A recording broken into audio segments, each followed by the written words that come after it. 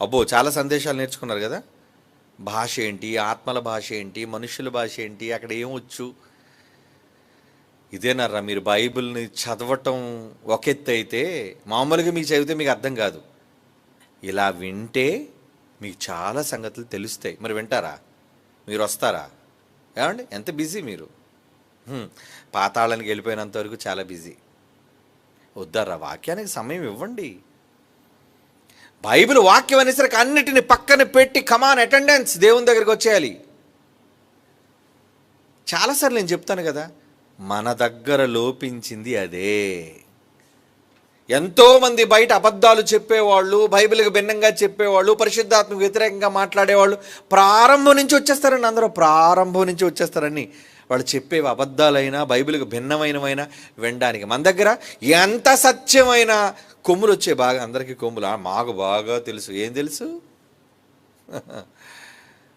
మాకంతా తెలుసు అనుకున్నవాడు ఇంకా ఏమీ తెలుసుకున్నవాడు కాడు అని బైబిల్ చెప్పింది. తెలుసా మీకు?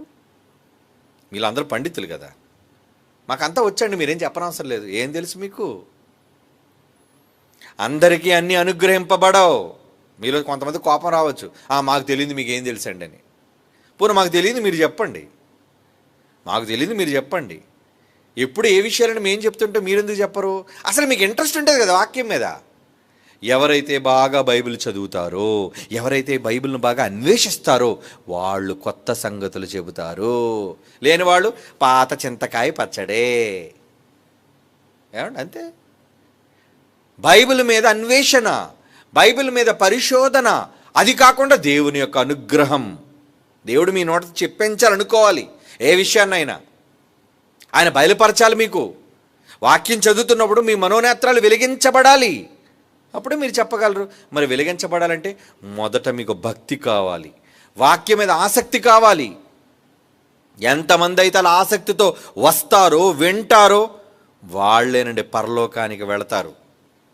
వాక్యం మీద ఇంట్రెస్ట్ చూపించిన వాళ్ళు ఏదో పదండి, శనివారం లైవ్ ఉంటుంది కదండి, ఆదివారం లైవ్ ఉంటుంది కదండి, వెళ్ళాలి కదండి, ఏదో ఆత్మ సంబంధమైన జీవితానికి ఎన్నో కొన్ని మాటలు వినాలి కదండి అని అలవాటుగా వినేవాళ్ళు, అలవాటుగా వచ్చేవాళ్ళు, లైవ్ పెట్టుకునేవాళ్ళు, వాళ్ళు పరలోకానికి వెళ్ళరు. ఆసక్తి, దేవాసక్తి అంటాడు.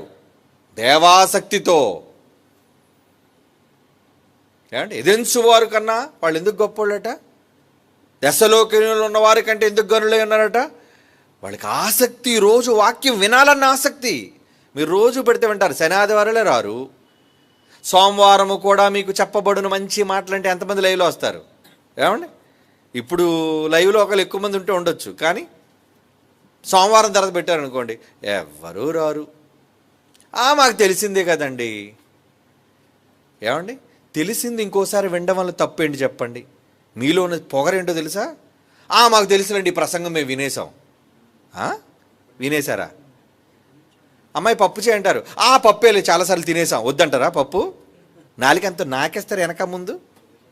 మాంసం కూడా మాకు తెలియదేంటి, చికెన్ ఏం అక్కర్లేదులే అని మాంసం తిన్న మానేస్తున్నారా? నీళ్ళేలే రోజు తాగేవి, ఏమన్నా నీళ్లు మాకేం అక్కర్లేదు అంటారా? రోజు తాగే నీళ్లు కావాలి, రోజు చూసే మీ ఆవిడ మొహం చూడాలి, రోజు కనిపించే పిల్లలు కనిపించాలి, రోజు తినేవన్నీ తినాలి, కానీ రోజు విన్న వాక్యం మాత్రం వద్దే? వద్దు. మీలో చాలామందికి ఉంది బుద్ధి. Correct your self. మీలో చాలామందికి ఉన్న దుర్గుణం కరెక్ట్ చేసుకోండి. ఆ గుణాన్ని మేము వినేసామండి, ఈ ప్రసంగం మాకు తెలుసండి, ఈ టైటిల్ మాకు తెలుసండి. ఏమండి, మీటింగ్ టైటిల్ ఏదైనా పెట్టారనుకోండి, ముందు మీటింగ్ టైటిల్ చూస్తాడు, ఏదో మహాజ్ఞానులు బైబిల్ అంతా వచ్చినట్టు. ఈ టైటిలా బ్రతికి చేస్తావా చచ్చి బ్రతుకుతావు పెట్టానుకో, ఇది మాకు తెలుసు. నువ్వు బ్రతికి చేస్తావో చచ్చి బ్రతుకుతావు అనే టైటిల్ నీకు తెలిసినా అందులో మాట్లాడేటప్పుడు ఏదో నీ ఆత్మకు అవసరమైన విషయం, కొత్త విషయాన్ని దేవుడు చెబుతాడు ప్రసంగికుల ద్వారా. వినొచ్చుగా. ఇది తెలుసండి నేను ఇంక వినండి. నిజమర్రా? పాఠాలను, పేర్లను చూసి మాకంతా తెలుసు అనుకుంటున్నారు చాలామంది. చాలా విషయాలు తెలుసుకోకుండా పోతారు మీరు. దానివల్ల మీ నిర్లక్ష్యానికి తగిన ప్రతిఫలం దేవుడు ఇస్తాడు మీకు. ఎందుకంటే వాక్యాన్ని గౌరవించట్లేదుగా. మాకంతా తెలుసు అని అనుకుంటున్నారుగా. ఒకసారి ఆ మాట ఎక్కడుందో చూడండి. కొరింథీ పత్రికలో అంటాడు పౌలు గారు అంటున్న మాట, ఎవడైనను తనకేమైనను తెలియను అనుకుంటే, మీలాంటి వాళ్ళ కోసం చెప్తున్నాడు. మాకంతా తెలుసు, ఈ ప్రసంగాలు మాకు తెలుసు, ఈ వినేసాము, ఈ టైటిల్స్ కోసం మాకు తెలుసు, మేము మరలా ఏం లైవ్ వినవలసిన పని లేదు, రోజు వాక్యం చెప్తే వినేదే కదా. అవును, రోజు చదివేదే మత్తయి సువార్త నుంచి ప్రకటన గ్రంథం వరకే, ఆదికాండం నుంచి చివరి పుస్తకం 66వ పుస్తకం వరకే. అయితే బైబిల్ చదవడం మానేస్తారా? ఎప్పుడు చదివిన ఆ మాటలే కదండి. ఎప్పుడు చదివిన ఆ మాటలైనా అందులోని సారం వేరు. ఒకవేళ ఎవడైనను తనకేమైనను తెలియను అని అనుకుంటే, 1 కొరింథీ పత్రిక 8వ అధ్యాయం తీయండి, బైబిల్ తీయండి భక్తులారా, బైబిల్ తీయండి. మీకు మంచిగా చెప్తే వినరు మీరు. మాకంతా తెలుసు అనుకునే మహాజ్ఞానులు ఉన్నారు ఇక్కడ లైవ్లో. కొంతమందికి బాగా కాలుతుంటుంది, మండిపోతుంటుంది. మండనివ్వండి, ఐ డోంట్ కేర్. మిమ్మల్ని మండించడానికి ఈ మాటలన్నీ బెత్తం. ఇది పౌలు గారు అన్నారే బెత్తం అని. అది అలా బాగా బెత్తం వాడడం ఎవరికంటే మొదటి జయశాలి గారికి, తర్వాత మాకే తెలుసు బెత్తం వాడడం. ఒకడు తనకేమైనాను టైటిల్ చూసి ఇది నాకు అర్థమైంది, ఇది నాకు తెలుసు, ఇది నేను వినేశాను, ఇది నాకంతా వచ్చు అని అనుకుంటే, తెలియను అని అనుకొని ఉంటే, ఎందుకంటే మీలో అందరూ అలాగ అనుకునేవాళ్లే, అనుకుంటే తాను తెలుసుకొనవలసినట్టు ఇంకను ఏమీ తెలుసుకున్నవాడు కాడు. This is Bible judgment. మాకంతా తెలుసు అనుకునే మూర్ఖులకి బైబిల్ చెబుతున్న జడ్జ్మెంట్. నీకేం తెలియదురా, ఏం తెలుసు నీకు? ఎందుకంటే వినవు, ముందు చూస్తాడు, మాకంతా తెలుసు, ఇది మాకు తెలిసిందేనండి, ఈ ప్రసంగం మాకు తెలుసండి, ఇది మేము వినేసామండి, ఇంకోసారి వినవలసిన అవసరం మాకు లేదండి అనుకుంటున్నారుగా. బైబిల్ మీకు చెప్పేది ఏంటి తెలుసా? ఒరే నీకేం తెలియదురా. తెలియనివాడు ఏమవుతాడు? తెలియనివాడు పాతాళానికి పోతాడు. ఎవడైనా నువ్వు తెలియనివాడైతే, తెలియనివాడికి సంభవించేది ఏంటి? పరలోకం కాదు తెలియనివాడికి వచ్చేది. తెలుసుకున్నవాడే పరలోకానికి వెళతాడు, తెలియనివాడైతే నరకానికి పోతాడు. అంటే ఇప్పుడు మాకంతా తెలుసని ఎవడైనా అనుకుంటే, అలా అనుకున్న వాడితో ఏం చెప్తున్నాడు? నరకానికి పోవడానికి సిద్ధంగా ఉండండి. మీరే మాకంతా తెలుసు, మేము ఎవరి ప్రసంగాలు వినం, అందులో వ్యక్తిని బట్టి ప్రసంగాలు మేము చూస్తాం, పలానా వ్యక్తి ఇతని ప్రసంగం మనం విందాం, ఈయన మనం వినొద్దు, మనకు అక్కర్లేదు. అందులో పని వీళ్ళు నచ్చిన వ్యక్తి అయినా అతను ఏదైనా టైటిల్ చెప్పాడు అనుకోండి, ఈ టైటిల్ మనం వినేసాం, వినవలసిన అవసరత మనకి లేదు. ఏమండి, పాఠాలు చెప్పి లింకులు పంపించి గూగుల్ మీట్లో లేదంటే ఆన్లైన్లో మీకు పాఠాలు చెబుతున్నప్పుడు ఇంకోసారి వింటే తప్పేంటి? పనికిరాని ఫోన్ ముందు పెట్టుకొని వేళ్ళంతా అరిగిపోయినట్టు నాకేసినట్టు వెనక ముందు పైన కింద తిరిగేస్తుంటావే. అలా వ్యర్థమైన వాటి కోసం నీ ఆరోగ్యము, నీ కనుచూపు వేస్ట్ చేయడం కంటే నీ చెవులను కాసేపు దేవుని వాక్యం విన్న పాఠమే ఇంకోసారి వింటే తప్పే ఉంది.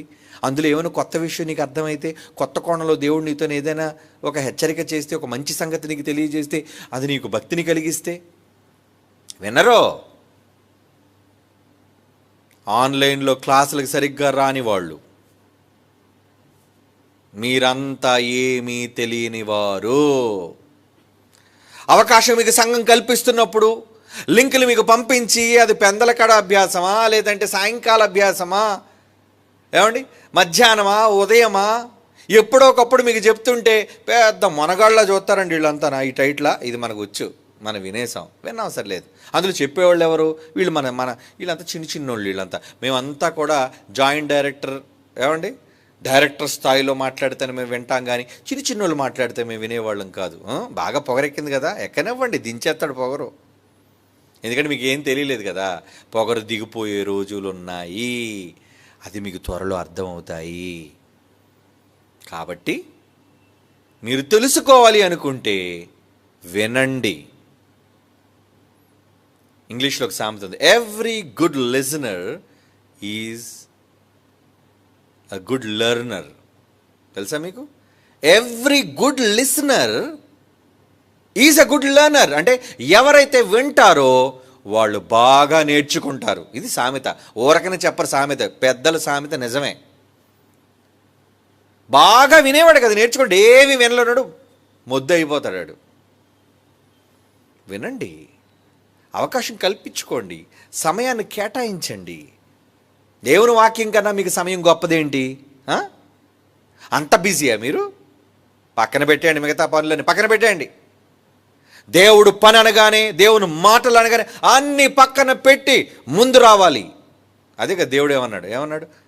నాకంటే ఎక్కువగా వాక్యం కంటే తల్లిని, తండ్రిని, ఇల్లుని, భూమిని, ఉద్యోగాన్ని, వీటన్నిటిని ప్రేమించేవాడు నాకు పాత్రుడు కాడు. మరి ఎందుకు రారు? ఎందుకు వినరు? మీరు చెప్తే మేము వినాలా ఏంటి? మీకు ఇప్పుడు అర్థం అవుతుంది, పోయినప్పుడు అర్థం అవుద్ది. ఓకే, వెయిట్ చేయండి పోయినంత వరకు. మంచోళ్ళ బాగా విని నేర్చుకోండి, గొప్పోళ్ళు అవుతారు. ఓకే.